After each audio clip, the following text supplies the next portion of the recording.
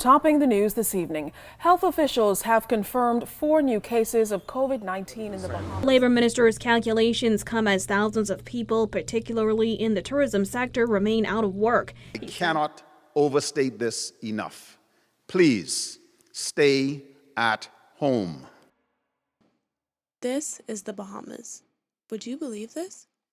When I mention my homeland to most people, the images that come to mind are sun-kissed beaches that millions of visitors travel across the world to come to see in normal times. But these are not normal times. The COVID-19 pandemic has wreaked havoc on our economy and shattered the lives of many of our people. I am Sienna Evans, Miss World Bahamas, and this year, as COVID crippled the beautiful islands that shaped me, I was confronted with this reality. In even the wealthiest countries, the response to the coronavirus pandemic has been challenging. In countries like the Bahamas, we have greater problems. While the government has made vaccines available to the populace free of charge, testing for the virus has not.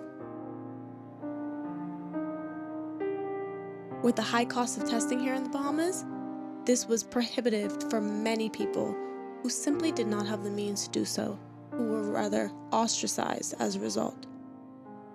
We didn't have any money at that very time, so we waited for him to get paid because my mom and my brother were the only two working.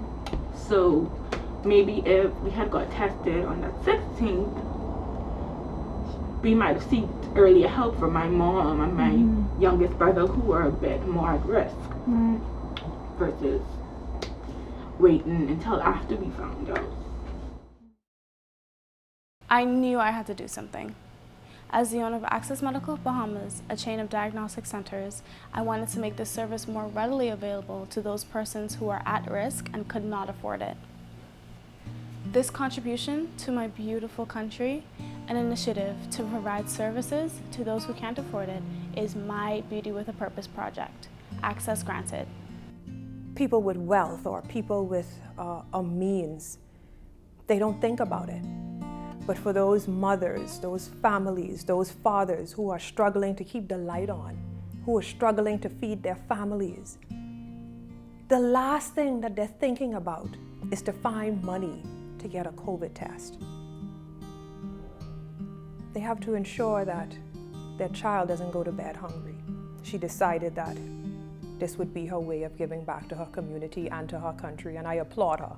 So when she called and said that she wanted to partner with Seabreeze to do free COVID testing, I was delighted to partner with her. Free testing was provided to all who came, enabling them to know their COVID-19 status and granting them access to services and facilities to which they were being denied. The COVID-19 pandemic has not only taken its toll on physical health, but mental health as well. I decided that it was not only enough to focus on testing, but to grant access to mental health services as well. I worked closely with a team of technology professionals to create a virtual platform for persons to receive counseling from the comfort of their homes. The first to gain access was persons from inner city communities who received free psychological counseling to help them overcome their grief, anxiety, and fears as they face an uncertain future. It has greatly affected me because my biggest support is not here. Who I was doing this journey for, she's not here to comfort me, to encourage me, to hold my hand and say everything is going to be okay. And the main goal was for her to say, one of my children made it. Because I was the one that broke the generational curses. And for her to not be here to see that, that rips me up every day. What I want to do is offer free grief counseling to your family members who may need it. Thank you very much. You're welcome. Combating COVID-19 and its effects will require a multi-level approach from everyone in society. I am pleased to be able to do my part by providing access to medical care services to those most in need.